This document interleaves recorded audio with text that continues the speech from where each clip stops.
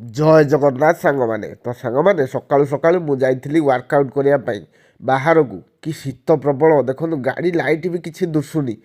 ତ ଆସିକି ମର୍ଣ୍ଣିଂ ୱାକ୍ରୁ ଆସିଗଲି ପରିବା ଦୋକାନକୁ କିଛିଟା ପରିବା ନେବା ପାଇଁ। ପରିବା ନେଇଯାଇକି ଗଲାବେଳକୁ ମାଛ ଗାଡ଼ିଆ ଆଡ଼େ ଟିକେ ପଳେଇଲି। ମାଛ ଧରା ହେଉଥିଲା।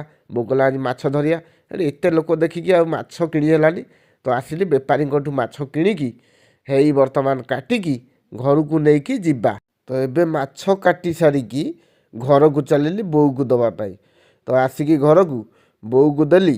ଆଉ ମାଛଟା କିଏ ଧୋଇବ? ବୋଉ କହିଲା ମୁଁ ଧୋଇବିନି। ମୁଁ ମୋର ନିଜେ ଧୋଇଲି। ତ ମାଛ ଧୋଇ ସାରିଲା ପରେ ବିଲେଇକି ଗାଲି ପୁଣ୍ଟା ସବୁ ଦେଇଦେଲି। ଆଉ ବିଲେଇଟା ମେ ମେ ମେ ମେ ହେଉଛି ଯେ। ତ ମାଛ ଧୋଇ ସାରି ବୋଉକୁ ଆସିଲି।